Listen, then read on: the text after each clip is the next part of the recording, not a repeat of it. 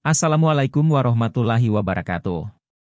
Selamat datang kembali di channel Profit Santuy. Video kali ini kita akan membahas salah satu hal yang penting untuk diketahui trader, yaitu tentang averaging down. Simak videonya sampai habis. Pertama-tama teman-teman pahami dulu apa itu averaging down. Averaging down adalah salah satu strategi investasi yang digunakan oleh trader untuk menghadapi kondisi pasar yang bergerak turun, untuk memperkirakan gain atau keuntungan yang masih bisa didapatkan. Contoh situasi pertama seperti berikut. Ketika harga sudah dianggap murah, open posisi buy dan berharap ada kenaikan harga. Namun ternyata market bergerak tidak sesuai prediksi. Kemudian tidak cut loss, justru membeli kembali untuk memperkecil kerugian. Dan ternyata market terus menurun. Alhasil ujung-ujungnya pasti akan rungkat atau margin call. Ada beberapa model averaging down yang digunakan trader. Ada yang menggunakan bantuan robot trading atau AI yang terkoneksi langsung ke akun trading kita dan menerapkan sistem averaging secara otomatis. Contohnya seperti berikut.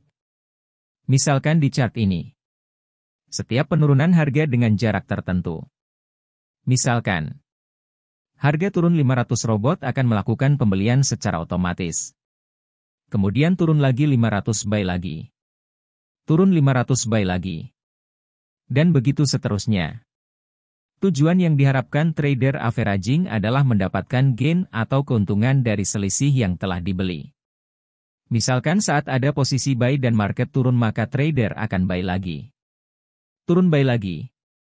Dan ketika harga mulai naik, mereka akan close posisi di pertengahan dengan hasil akhir profit. Namun perlu diingat, market bersifat dinamis. Ada kalanya market terus bergerak turun. Dan yang terjadi kemudian saldo trader akan habis untuk averaging down. Kemudian juga akan habis untuk biaya nginap atau terkena funding fee. Jika terlalu lama minus membuat akun kita menjadi tidak produktif. Saya pribadi tidak akan menggunakan averaging satu arah. Memang untuk sesaat averaging searah akan mendapatkan profit yang menggiurkan. Karena jika tidak profit maka open posisi tidak akan ditutup. Namun untuk jangka panjang tidak efektif. Karena ada kalanya market terus bergerak turun, tanpa adanya pullback yang berarti. Dan ujung-ujungnya pasti akan margin call.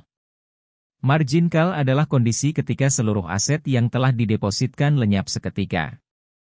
Banyak yang melakukan averaging dalam jangka tertentu. Ada yang menggunakan averaging jangka pendek. Dan ada juga yang menggunakan jangka panjang. Namun perlu diingat market bergerak secara dinamis. Ada kalanya terus bergerak turun. Misalkan contoh seperti berikut. Saat kita posisi membeli dengan jarak 500. Kemudian turun, buy lagi. Turun kembali. Buy lagi. Begitu seterusnya sampai saldo habis untuk averaging. Dan ujungnya akan margin call. Namun ada teman yang bertanya, bagaimana jika saya punya modal besar dengan ketahanan saldo 10.000 pips? Dan jauh dari margin call. Betul, tidak margin call. Namun terjadi beberapa dampak pada akun teman-teman. Pertama, akun teman-teman akan floating minus berkepanjangan. Karena hanya berharap market naik. Tapi nyatanya bisa floating minus berminggu-minggu. Berbulan-bulan. Bahkan bertahun-tahun. Kedua, psikologi teman-teman akan terganggu karena floating semakin hari semakin besar. Dan menjadi beban pikiran. Di luar sana ada yang menggabungkan averaging dengan martingale. Martingale adalah keadaan di mana ketika loss atau floating minus, open posisi selanjutnya akan dilipat gandakan, begitupun seterusnya. Contohnya seperti berikut. Open posisi pertama sebesar $10. Kemudian turun dilipat gandakan menjadi $20. Turun lagi menjadi $40. Begitupun seterusnya hingga saldo menipis. Dan ujungnya pasti akan margin call. Martingale tidak selamanya dikali 2. Ada juga yang dikali 1,5. Tergantung dari settingan AI teman-teman. Contoh settingan kelipatan 1,5 seperti berikut. Sistem ini memiliki beberapa dampak. Yang pertama, akun menjadi floating dan tidak sehat.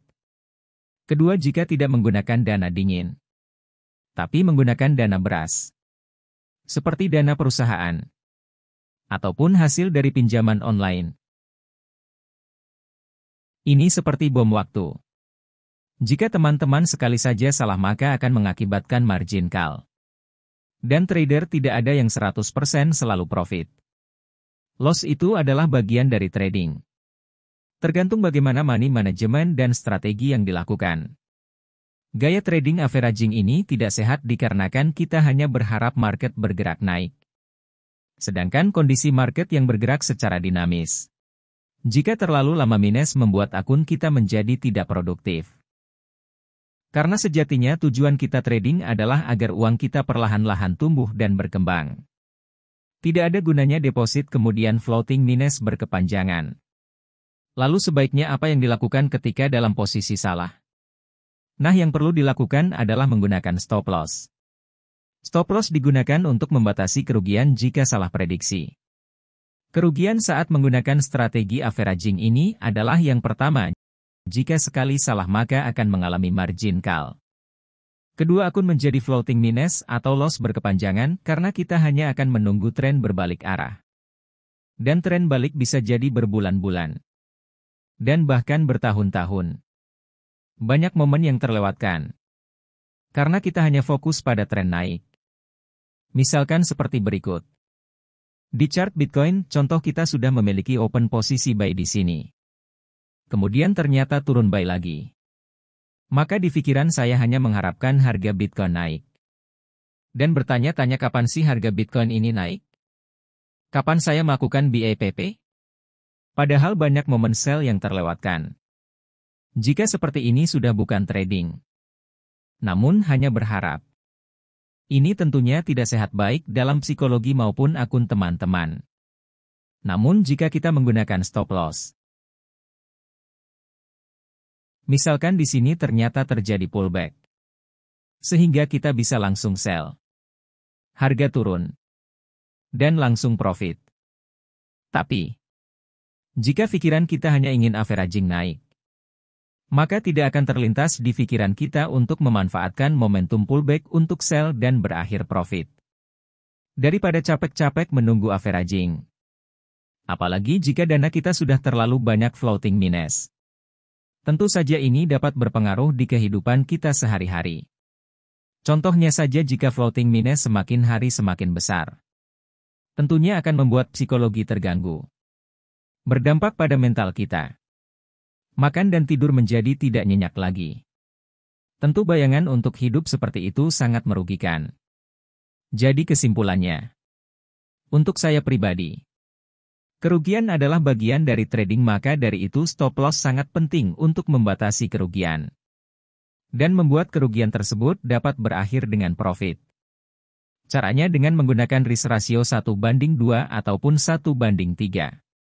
Sehingga walaupun win rate kita rendah ujungnya pasti akan profit. Tergantung money management kita. Mungkin itu saja video kita kali ini. Mudah-mudahan bermanfaat. Akhir kata. Salam profit. Salam santuy. See you next video.